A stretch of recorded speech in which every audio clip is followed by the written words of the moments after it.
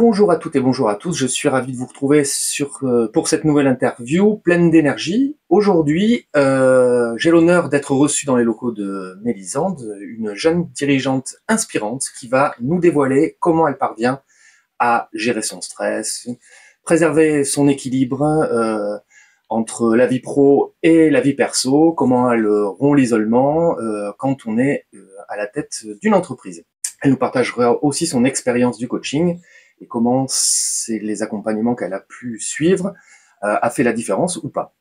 Donc restez avec nous et vous allez découvrir des astuces concrètes et motivantes pour avancer sereinement dans votre aventure entrepreneuriale. Donc bonjour Mélisande, je te laisse te présenter et présenter ton entreprise. Bonjour, alors moi du coup c'est Mélissande Lisée et j'ai créé Ma Saison, une marque de cosmétiques bio, français et naturel et du coup qui évolue en fonction des saisons. Donc on est la première marque à allier besoin de la peau et disponibilité locale. Donc la première question que je voulais te poser, comment tu fais justement pour gérer ton stress au quotidien dans la gestion de ton entreprise? Alors c'est vrai que quand on est chef d'entreprise, on doit souvent s'étaler sur tout, travailler sur tout en même temps. Moi ce qui m'a beaucoup rassurée, c'est de s'organiser et de se fixer des deadlines. L'organisation en fait, pour moi c'est primordial. Mon emploi du temps il est casé de A à Z. Notamment même mes activités le soir. En fait, je me fixe, on va dire, des périodes de travail plutôt bien définies et je me laisse aussi du temps pour mes activités sportives, prendre du temps pour ce que j'aime, faire en fait des choses qui me font vibrer. Après, ce qui était important aussi, c'était de être plus cool avec moi-même, tout simplement. Certes, je me fixe des deadlines sur cet emploi du temps, mais si je n'arrive pas à les accomplir, je me dis c'est pas grave. Il faut aussi apprendre à relativiser et gérer le stress comme ça. Donc tu en parlais peut-être un petit peu déjà, mais quelle routine ou habitude est-ce que tu as mis en place en fait pour gérer ton temps et un équilibre mental ou physique? En fait, c'est vrai que normalement je suis pas très routinière, mais là la routine m'aide beaucoup à par exemple me lever tous les matins à 8h. J'arrive, je prends mon café. En fait, c'est des moments qui deviennent agréables. J'essaye de fixer des moments dans la journée de choses que j'aime. Par exemple, j'arrive, je sais que j'ai mes petites plantes qui m'attendent, j'ai mon café qui m'attend, mon alternante, pareil, on s'entend super bien. Donc c'est toujours déjà un plaisir de franchir le cap de venir au travail. Après, il y a des difficultés, il y a des choses qui se passent, il y a toujours des personnes pour en parler. C'est voilà, dans cette gestion-là. Après, le soir, je sais qu'il y a par exemple le sport qui m'attend, c'est des activités que j'aime faire. Autant tout type d'activités sportives, moi j'adore. Et aussi, après, pareil, le soir, si je peux aller voir mes copines, si je peux faire encore une activité que j'aime, c'est en général assez fixé et c'est ça qui me motive à chaque fois à aller au travail, continuer le projet, etc. D'accord, ok. Donc en tant que dirigeante, comment est-ce que tu fais pour face à la solitude que l'on peut parfois ressentir quand on est à la tête d'une entreprise? Alors c'est vrai que au final les décisions c'est toujours c'est face à nous-mêmes. Personne prendra les décisions à notre place. J'ai commencé mon entreprise quand j'étais étudiante encore. Donc j'avais énormément de professeurs, des incubateurs étudiants qui m'aidaient. J'étais toujours super entourée. D'accord. Et pour moi, ça a toujours été primordial. J'ai grandi au Mexique, donc on a toujours été entouré de grandes familles, entouré d'énormément de personnes. J'ai toujours besoin d'avoir du monde à côté. Et c'est vrai que je me suis dit, tu montes ton entreprise toute seule. Comment tu vas faire? Tu te retrouves seule du jour au lendemain. Au final, je pense que c'est bien de s'entourer autant d'incubateurs, de mentors, de tout ce qu'on peut. Toute expérience est bonne à prendre. Et comme j'étais dans un réseau d'étudiants entrepreneurs, au final, on se tirait toujours vers le haut, on rencontrait souvent les mêmes problématiques. Et ça fait que même encore aujourd'hui, je m'inscris dans des réseaux de réseautage pour pouvoir avoir cette connexion en fait avec d'autres personnes, d'autres chefs d'entreprise et parler des problématiques. Est-ce que tu as des pratiques ou des outils particuliers pour rester positive, optimisme, là, cette énergie que tu dégages? Est-ce que tu peux nous expliquer de quoi ça vient ou qu'est-ce que tu fais pour ça? Oui, alors c'est vrai que ma maman elle est psychologue, donc elle m'a toujours appris à voir le positif des choses, trouver des choses qu'on aime et qui nous font vibrer. Je pense que c'est important de savoir écrire ou savoir dire, tout simplement.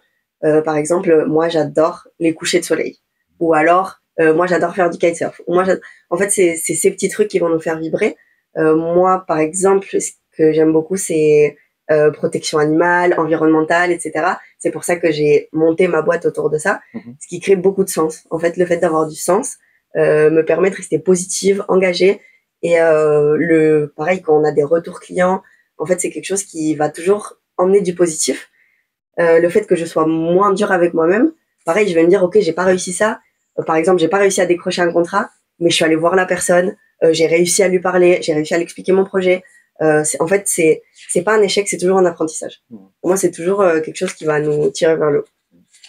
On a des choses à apprendre. Hein. Alors, une autre question. Quelle est l'importance pour toi d'avoir un réseau et un entourage? Donc, tu en as un petit peu parlé. C'est vraiment quelque chose tu disais, d'important pour toi, ok. Et ça te soutient, en fait, dans ton entreprise, c'est ça? Oui, totalement. C'est vrai que l'entourage, c'est, pour moi, primordial.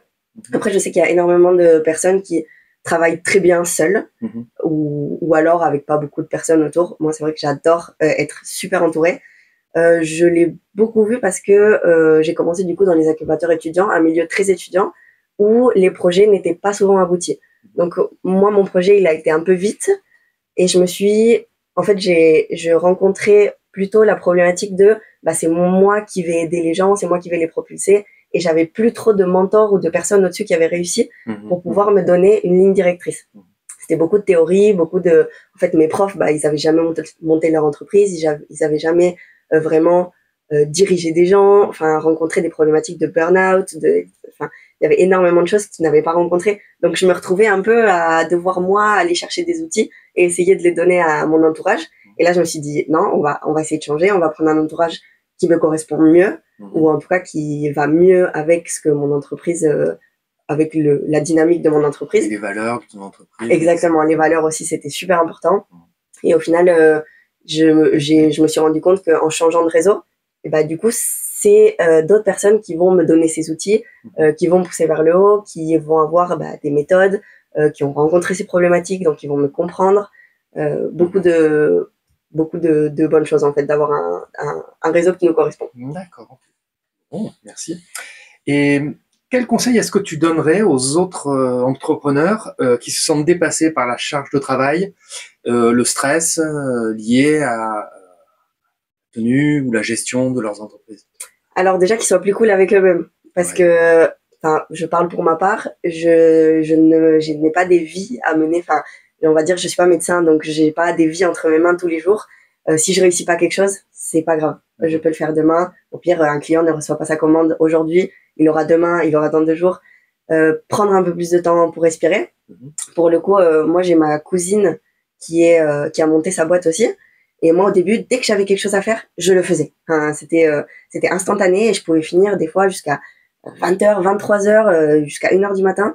J'avais une tâche, je devais la finir. Et depuis que quand j'ai vu comment elle travaillait, puisque je suis allée la voir dans son lieu de travail, et en fait, elle avait juste une liste avec tout ce qu'elle avait à faire. Elle respectait ses heures de travail. Et le fait d'avoir cette organisation, de se laisser plus de temps pour faire les choses, ça permet de respirer. Et aussi trouver quelque chose qui nous fait vibrer. Moi, je sais que je me lève pour une raison, c'est rendre la cosmétique naturelle et éco-responsable. Quand j'ai des retours clients, je reçois souvent des messages, même en privé.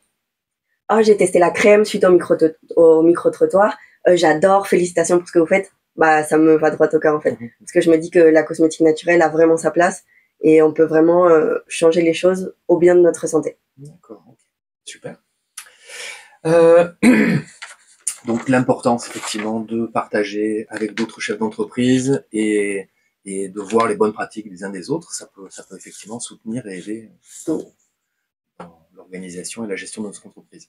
Donc maintenant, j'aimerais avoir ton retour un petit peu par rapport au coaching, parce que je crois que tu as été accompagné, donc on en a un petit peu parlé. Donc quel changement est-ce que tu as remarqué dans ta manière de gérer ton entreprise par rapport aux défis que tu as pu rencontrer, et comment est-ce que tu as commencé ce travail et qu'est-ce qui t'a décidé en fait?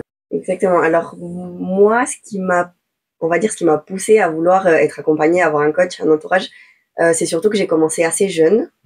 Je me sentais pas légitime. J'avais des problèmes pareils en tant que femme dans un monde d'une entreprise. C'est difficile de s'imposer.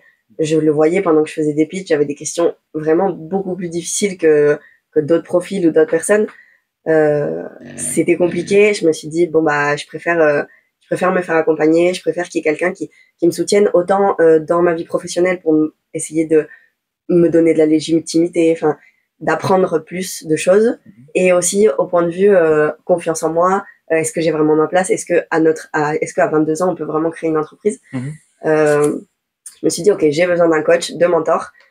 Comme j'étais dans le monde étudiant, j'ai trouvé énormément de mentors. Il y a énormément de coachs qui ont voulu me suivre, sauf que c'était souvent des coachs qui avaient l'habitude de théorie. Ils avaient l'habitude d'accompagner des entrepreneurs étudiants, mais pas de suivre déjà des chefs d'entreprise, ou alors eux-mêmes avoir eu l'expérience de chef d'entreprise. Donc en fait, j'avais énormément de théorie, mais il fallait que je rentre dans des cases, chose que je ne trouvais pas en fait, que je rentrais dans ces cases. Enfin, moi, on me disait souvent, chef d'entreprise, c'est parce que tu as envie de monter ton entreprise, tu as envie de gérer, etc. Et en fait, non. Moi, c'était vraiment parce que j'avais on va dire, un objectif, et ça a créé que j'ai monté mon entreprise. D'accord. Donc moi, c'est pas vraiment que je voulais diriger des gens, et en fait je me suis retrouvée souvent ils me posaient des questions par rapport à ça, et je me trouvais désemparée parce que moi c'était, en fait je trouvais que je rentrais pas dans les cases. La théorie m'a énormément aidée aussi, parce que ça me permet de structurer tout ce qui est business plan, tout ce qui est comment monter son entreprise, l'organisation. J'avais des coachs qui avaient des techniques pour pouvoir poser sur tableur, avoir des indicateurs de performance, tout ça. Ça a été que du bonus. Par contre, après, pour ce qui était vie équilibre, on va dire vie professionnelle, vie perso, là, ça a été plus compliqué. Ouais. Justement, c'est la question qui suit. Quelle a été la plus grande leçon que tu as apprise en ayant suivi ou au cours de ton processus de coaching? Alors, la plus grande leçon au cours de mon processus de coaching, je dirais que c'est vraiment théorique, théorique, et je dirais dans la gestion de mon temps. D'accord. Gestion de mon temps et se fixer des objectifs pour vraiment, parce qu'en fait dans une entreprise on n'en a jamais fini, on finit jamais quelque chose, donc on est toujours dedans, et on se permet jamais d'avoir une récompense. Alors que si on se fixe un objectif, on se dit ok, à partir de ça, dès que j'ai fini ça, je sais pas, je peux m'offrir un voyage, je peux me payer quelque chose que j'aime, je peux avoir, moi je fais du kitesurf, une nouvelle voile. C'est vraiment marcher par ok, ça j'ai réussi et je suis fière. Donc ils m'ont vraiment permis d'instaurer ce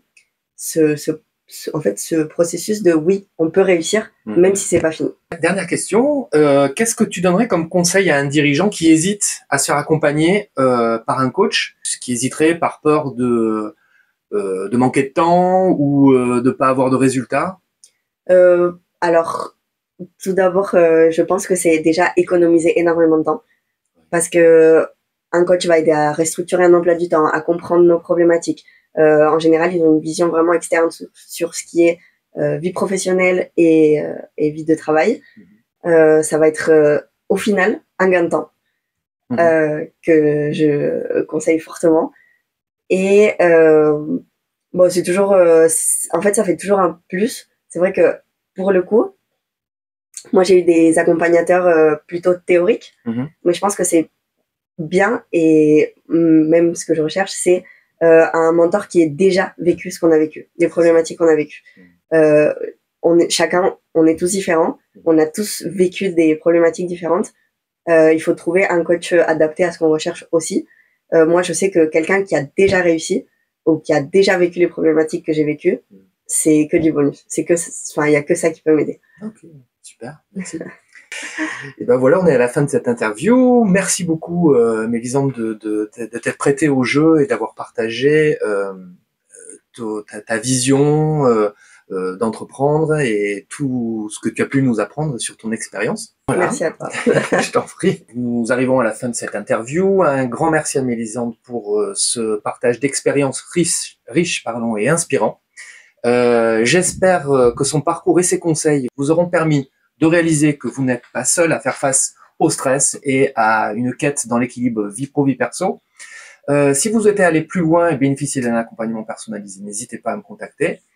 Je vous aide à prendre du recul, à gérer vos émotions et à construire une vie professionnelle et personnelle plus épanouie. Voilà, pensez à vous abonner à la chaîne, liker la vidéo et à la partager autour de vous. Cela m'encourage énormément et ça permettra peut-être à d'autres entrepreneurs de découvrir ces précieux conseils. Merci encore de votre présence et à très bientôt pour une nouvelle interview inspirante. Ciao!